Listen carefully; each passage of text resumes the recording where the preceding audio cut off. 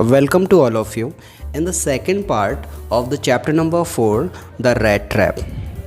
इसके पहले वाले हिस्से में हमने पार्ट 1 कंप्लीट किया और आज हम इस वीडियो में उसी के आगे की स्टोरी को कंटिन्यू करेंगे।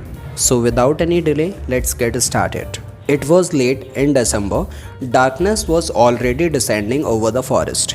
दिसंबर का महीना था और काफ़ी देर हो जाने की वजह से जो जंगल था उसके अंदर अंधेरा छा रहा था। This increased the danger and increased also his gloom and despair. और जैसे जैसे जंगल में अंधेरा होता जा रहा था वैसे वैसे पैडलर की चिंता और ज़्यादा बढ़ती जा रही थी, क्योंकि उसे जंगल में जंगली जानवरों का खतरा था पहला, और दूसरा ये था कि वो बहुत ही ज़्यादा उदास था जब अपने आप को वो जंगल में हेल्पलेस पा रहा था। Finally he saw no way out and he sank down on the ground. जब उसे जंगल से बाहर निकलने का कोई भी रास्ता नहीं मिल रहा था तो वो थक हार कर ज़मीन पर ही गिर पड़ा। And he was tired to death. और उसने अपने आप को मानो कि मौत को सौंप दिया हो। उसने ये मान लिया था कि अब उसकी डेथ बिल्कुल पक्की है, उसे इस जंगल से बचाने वाला कोई भी नहीं है। Thinking that his last moment had come. उसे ऐसा लग रहा था कि उसका ये लाइफ का अंतिम फेज़ है और इसके बाद में वो मर जाएगा। But just as he laid his head on the ground he had a sound, a hard regular thumping. और जैसे ही वो ज़मीन पर गिरा और उसका कान अर्थ के कांटेक्ट में आया तो उसे हथौड़े की थम्पिंग साउंड सुनाई दिया। There was no doubt as to what that was. He raised himself. Those are the hammer stroke from an iron mill. और जैसे ही उसे ये साउंड सुनाई दिया तो उसके बहुत जल्दी ये समझ में आ गया कि आसपास में कोई आयरन मिल है जहाँ पर काम हो रहा है, और उसके हथौड़े की आवाज़ जो थम्पिंग साउंड था वो उसके कानों तक पड़ रहा था। He thought there must be people nearby. उसे लगा कि आसपास में जब आयरन मिल है तो वहाँ पर लोग भी होंगे और जब वो वहाँ तक पहुँच जाएगा तो श्योरली वो अपनी जान बचा पाएगा। He summoned all his strength and got up and staggered in the direction of the sound. उसने अपनी पूरी ताकत को इकट्ठा किया और लड़खड़ाते हुए उस साउंड की डायरेक्शन को फॉलो करने लगा। The Ramjos iron works which are now closed down were not so long ago a large plant. अब ये जो रामजोस आयरन मिल है ये किसी समय पर किसी ज़माने में एक बहुत ही बड़ा प्लांट हुआ करता था, लेकिन अब इसका ज़्यादातर हिस्सा बंद हो चुका है, that is close down with smelter, rolling mill and forge. और इसके अंदर बहुत ही अलग अलग एरियाज़ में काफ़ी बड़ी हैवी मशीनरी भी थी, जिसमें स्मेल्टर था, रोलिंग मिल थी, फॉर्ज थी। इस वजह से भी ये काफ़ी ज़्यादा बड़ा प्लांट था। In the summer time long lanes of heavily loaded barges and scows slid down the canal which led to a large inland lake. और गर्मियों के समय पर तो इस मील में जो भी लोहा प्रोड्यूस होता था उस लोहे को कैनाल के थ्रू कैरेजेस में भर भर कर ले जाया जाता था। यहाँ पर जो गर्मियों के टाइम पर जो लोहे का काम होता था बहुत ही लार्ज स्केल पर इसको किया जाता था। And in the winter time, the roads near the mill were black from all the coal dust which shifted down from the big charcoal carrot. और सर्दियों के समय पर जहाँ पर जो कैनाल थी वो जम जाती थी तो वो सारा का सारा जो भी प्रोड्यूस होता था, जो भी आयरन होता था, वो सड़क के रास्ते से ले जाया जाता था। और जिसकी वजह से होता क्या था कि आसपास का जो सड़क का एरिया होता था और जो मिल के आसपास का जो लैंड एरिया था वहाँ पर कोयले की वजह से पूरी ज़मीन, पूरी जो लैंड थी वो काली हो जाती थी। During one of the long dark evenings just before Christmas, the master smith and his helpers sat in the dark forge near the furnace waiting for the pig iron which had been put up in the fire to be ready to put on the anvil. अब सर्दियों का समय है, रात लंबी होती है, तो उस मील के अंदर दो लोग रुकते हैं। एक तो है मास्टर स्मिथ और दूसरा है उसका हेल्पर। वो दोनों एक जगह पर उस मील के अंदर बैठे हुए हैं और जो पिग आयरन मतलब लोहे का टुकड़ा उन्होंने फॉर्ज में पिघलने के लिए और पकने के लिए डाला हुआ है उसके वो पूरी तरह से पिघलने का वेट कर रहे हैं। एक्चुअल में होता क्या है कि जो फॉर्ज होती है, जिसको हम भट्टी बोलते हैं, भट्टी के ऊपर एक बहुत बड़ा सा वेसल, मतलब जो बर्तन है, उसको रखा जाता है। उसमें फिर लोहे के बड़े बड़े जो पिग आयंस होते हैं उनको डाला जाता है, ताकि उसको पानी की तरह से पिघलाया जा सके, उसको मनचाहा शेप देने के लिए। तो इसी तरीके से फॉर्ज में लोहे को पिघलाने का काम किया जाता है, just to shape and making any tool and the instrument. तो यहाँ पर भी कुछ वैसा ही सीन है। उन दोनों ने जो फॉर्ज पर जो वेसल है उसमें लोहे को पकने के लिए रखा हुआ है, उसको पिघलने के लिए रखा हुआ है। उस लोहे के पूरी तरह से पिघलने का और पकने का वो दोनों इंतज़ार कर रहे हैं। Every now and then one of them got up and stirred the glowing mass with a long iron bar, returning in a few moments, dripping with perspiration, through as was the custom. थोड़ी थोड़ी देर बाद उन दोनों में से कोई भी एक उठता है और वो उस भट्टी तक, उस फॉर्ज तक जाता है। उस बर्तन में जिसमें लोहे को पिघलाया जा रहा है उसको ढक कर रखा गया है एक ढक्कन से।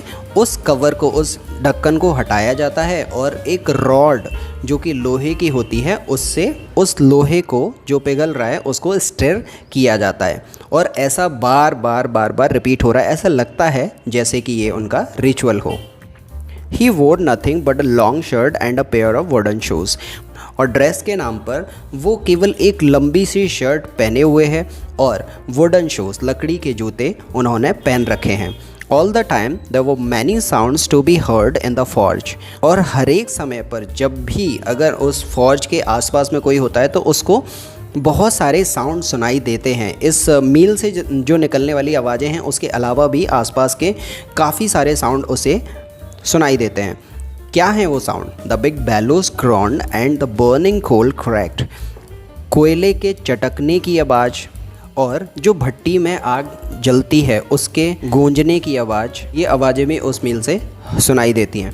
The fire boy shovelled charcoal into a maw of the furnace with a great deal of clatter. और जो फायर बॉय है वो कोयले को फावड़े से उठाकर उस भट्टी में डालता है, जिसकी वजह से ये साउंड प्रोड्यूस होता है। Outside roared the waterfall and the sharp north wind whipped the rain against the brick tiled roof। और मील के बाहर एक बहुत बड़ा सा झरना है। उस झरने से पानी बहुत ही हाइट से नीचे गिरता है तो उसका भी साउंड होता है। और हवा के साथ साथ में जब वो पानी एक बारिश की तरह जब वहाँ उड़कर आता है तो जो मील की जो छत है, उसकी जो रूफ़ है, ऐसा लगता है जैसे कि कोई बारिश की बूंदें वहाँ पर गिर रही हों। तो उसका भी साउंड, जो पानी का साउंड है, वो भी सुनाई देता है इन सब साउंड के अलावा। It was probably on account of all this noise that the blacksmith did not notice a man had opened the gate and entered the forge until he stood close up to the furnace। और जब ऐसा सब कुछ हो ही रहा था, इतनी सारी आवाज़ें वहाँ पर आ रही थी और इसी आवाज़ का फ़ायदा उठाकर पैडलर चुपचाप से गेट को खोलकर उस फॉर्ज के अंदर एंटर होता है। और जब वो ऐसा कर रहा था, जब वो अंदर आया तो किसी ने भी उसे देख नहीं पाया। और ये तब तक किसी को पता नहीं लगा जब तक मास्टर स्मिथ खुद वहाँ पर जाकर खड़ा हुआ और उसको देखा। Surely it was nothing unusual for the poor vagabond without any better shelter for the night to be attracted to the forge by glow of light which escapes through the sooty panes। और ऐसा होना वहाँ पर बहुत आम सी बात थी कि उधर बहुत सारे लोग ऐसे ही वैगाबॉन्ड की तरह, मतलब वैसे ही आवाराओं की तरह घूमते रहते थे जिनका अपना कोई घर नहीं था। तो वो हमेशा ऐसी जगह की खोज में रहते थे जो जगह उनको सर्दियों में हीट प्रोवाइड करे, जहाँ पर वो रुक के आराम से चैन की नींद सो पाएँ। The blacksmith glanced only casually and indifferently at the intruder. He looked the way people of his type usually did, with a long beard, dirty, ragged, and with a bunch of rat trap dangling on his chest. Blacksmith ने casually उस peddler की तरफ देखा और उसे देखकर उसको ये महसूस हुआ कि ये भी बिल्कुल और दूसरे उन लोगों की तरह है जो यहाँ पर रुक जाते हैं। और जो पैडलर का लुक था वो कैसा दिखाई दे रहा था? पैडलर की एक बहुत बड़ी सी दाढ़ी थी, वो काफ़ी गंदा दिखाई दे रहा था। और उसने जो कपड़े पहने हुए थे वो फटे पुराने कपड़े थे। उसके गले में रेड ट्रैप एक के बाद एक माला की तरह टंगे हुए थे। तो ये लोग काफ़ी अजीब था। जब ब्लैक स्मिथ ने उस पेडलर को देखा तो उसे उसका लुक काफ़ी अजीब लगा। He asked permission to stay and the master black smith noted a haughty consent without honouring him with a single word. और जब उन दोनों का आई कांटेक्ट हुआ तो पेडलर ने साइलेंटली ब्लैक स्मिथ से रुकने के लिए रिक्वेस्ट की और इन रिटर्न ब्लैक स्मिथ ने भी बिना कुछ बोले उसको वहाँ रुकने की परमिशन दे दी। उसने उससे ज़्यादा बात नहीं की क्योंकि उसे नहीं ठीक लगा कि मतलब इस तरीके से किसी से बात की जाए और अपना टाइम ख़राब किया जाए। The tramp did not say anything either. Black smith ने अगर बात नहीं की तो इन रिटर्न जो पेडलर था उसने भी कुछ नहीं बोला। He had not come there to talk but only to warm himself and sleep. और ये बात बिल्कुल साफ थी कि पेडलर भी वहाँ किसी से बात करने नहीं आया था, वो केवल वहाँ पर रुकने के लिए और अपने आप को वार्म रखने के लिए और सोने के लिए वहाँ पर आया था। In those days, the Ramjos iron mill was owned by a very prominent iron master whose greatest ambition was to ship out good iron to market. उन दिनों में जो रामजो आयरन मिल्स थी उसका ऑनर एक प्रोमिनेंट आयरन मास्टर था जिसकी एक इच्छा थी, उसका एक एम्बिशन था, उसकी ख्वाहिश ये थी कि वो मार्केट में अच्छी क्वालिटी का आयरन दे सके। इसलिए भी वो अपने काम के प्रति बहुत सीरियस रहता था और वो ये हमेशा देखता था कि उसकी मील में काम प्रॉपर ऑनेस्टी के साथ में हो रहा है या फिर नहीं। He watched both day and night to see that the work was done as well as possible. इसीलिए वो दिन रात वहाँ राउंड लेता था, वहाँ पर राउंड पर वो आता था ये देखने के लिए कि काम प्रॉपरली चल रहा है या फिर नहीं। And at this very moment he came to the forge on one of his nightly round of inspection. और उस रात भी वो राउंड पर था और इंस्पेक्शन के लिए वो मील में आया।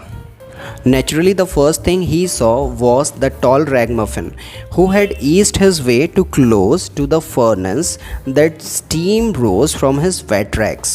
और वो जब मील में आया तो सबसे पहले वो फौज के पास में गया, वो भट्टी के पास में गया जहाँ पर उसने उस पेडलर को, उस रैगमफिन को सोते हुए देखा। क्योंकि उस पेडलर के कपड़े थोड़े से गीले हो गए थे, वो काफ़ी नम थे, तो यही रीज़न था, हीट की वजह से उसके कपड़ों में से भाप निकल रही थी। The iron master did not follow the example of the black smith who had harden to look at the stranger. जैसा ब्लैक स्मिथ ने किया था उससे ज़्यादा बात नहीं की और उसको वहाँ पर रुकने के लिए उसने अलाउ कर दिया। आयरन मास्टर ने वैसा नहीं किया, वो उसके पास में गया और वो जानना चाहता था कि ये जो स्ट्रेंजर है ये है कौन। He walked close up to him, looked him over very carefully, then tore off his slouch hat to get a better view of his face. उसने पहले तो उसे बहुत ही केयरफुली देखा जब वो सो रहा था और उसके बाद में उसने उसके फेस पर, जो पेडलर सो रहा था उसके फेस पर जो हैट रखी हुई थी उस हैट को उसने हटा दिया। क्यों हटा दिया? ताकि वो उसके चेहरे को अच्छे से देख पाए। और जब ऐसा हुआ तो ये काफ़ी सरप्राइजिंग रिएक्शन आयरन मास्टर ने उस पेडलर को देख कर दिया। जैसे उसने उसके फेस को देखा, क्या बोला उसने? But of course it is you Niels olive, he said how you do look. उसने उस पेडलर को, जो कि उसके लिए बहुत ही स्ट्रेंजर था, उसको देखकर उसको नील्स ऑलिव नाम से बुलाया और ये भी शॉक रिएक्ट किया कि तुम कैसे दिखते हो, ये तुम्हारा क्या हाल है, जैसा कि उसको वो जानता हो। The man with the rat trap had never before seen the Iron Master at Ramjo's and did not even know what his name was. और ये सुनकर तो जो रेड ट्रैप सेलर था वो काफ़ी ज़्यादा चौंक गया क्योंकि उसने आयरन मास्टर को पहले कभी नहीं देखा था, रामजोस के आसपास भी नहीं देखा और वो उसको जानता भी नहीं था और उसका नाम भी उसको नहीं पता था। जबकि दूसरी तरफ देखें तो आयरन मास्टर उसको नील्स ऑलिव नाम से पुकार रहा था। वो समझ रहा था कि ये उसका कोई पुराना दोस्त है। But it occur to him that if the fine gentleman thought he was an old acquaintance he might perhaps throw him a couple of kroner. Therefore he did not want to undeceive him all at once. और जब ऐसा हुआ, iron master ने peddler को उसके दोस्त के नाम से पुकारा तो पेडलर को ऐसा लगा जैसे कि ये गलती कर रहा है, नील्स ऑलिव इसका कोई फ्रेंड है, ये मुझे ही नील्स ऑलिव समझ रहा है। लेकिन ये जानते हुए भी कि वो गलती कर रहा है, उसको मिसअंडरस्टूड कर रहा है, लेकिन फिर भी जो पैडलर था वो कुछ नहीं बोला। वो इस लालच में कुछ नहीं बोला क्योंकि उसके मन में एक बात थी कि ये जान पहचान अगर निकल ही आई है तो यहाँ से हो सकता है कि वो जो आयरन मास्टर है अपना अच्छा दोस्त समझकर नेल सॉल्व जो कि उसे समझ रहा था वो तो कुछ पैसे उसको दे दें, तो वो पैसे के चक्कर में था, इसीलिए वो कुछ नहीं बोला और अपनी आइडेंटिटी उसने रिवील नहीं की कि एक्चुअल में वो कौन है, वो कहाँ से आया है। उसने भी आयरन मास्टर को धोखे में ही रखा। Yes, God knows things have gone downhill with me, he said. केवल एक स्टेटमेंट के नाम पर उसने कुछ शब्द बोले। उसने ये बोला कि हाँ मेरे साथ में बहुत बुरा हुआ। यहाँ पर पैडलर उसके सामने ऐसा दिखा रहा है कि वो कितना बेचारा है, इसलिए भी वो ये बोल रहा है कि आयरन मास्टर को उस पर दया आ जाए और वो उसे कुछ पैसे दे दे। You should not have resigned from the regiment, said the Iron Master. That was the mistake. If only I had still been in the service at the time, it never would have happened.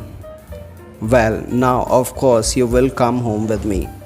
तो iron master को ये लगता है कि वो उसका एक पुराना रेजिमेंट जो वो आर्मी में थे, जब वो डिफेंस फोर्सेस में थे, तो उसका कोई एक रेजिमेंटल फ्रेंड है जिसका नाम नेल सॉल्व था और वो पैडलर को भी अपना दोस्त ही समझ रहा है। तो आयरन मास्टर पैडलर से ये बोलता है कि तुम्हें इतनी जल्दी अपनी जॉब से रिज़ाइन नहीं देना था। अगर तुम अपनी जॉब से इतनी जल्दी रिज़ाइन नहीं देते तो तुम्हारी इतनी बुरी हालत आज नहीं होती। लेकिन कोई बात नहीं, क्योंकि तुम मेरे दोस्त हो तो तुम मेरे साथ में मेरे घर पर आ रहे हो। आयरन मास्टर ने बिना कुछ कंसल्ट किए हुए, बिना उससे पूछे उसको एक डिक्लेरेशन दे दिया कि तुम अब मेरे घर पर ही आओगे क्योंकि तुम मेरे पुराने दोस्त हो। To go along up to the manor house and be received by the honor like an old regimental comrade that however did not please the tramp। अब क्योंकि आयरन मास्टर को ये लग रहा था कि वो उसका पुराना रेजिमेंटल कॉमरेड है, उसका पुराना फ्रेंड है, तो उसने उसको अपने साथ में घर पे चलने के लिए इनवाइट किया। लेकिन ये इनविटेशन सुनकर पैडलर को बिल्कुल भी खुशी नहीं हुई।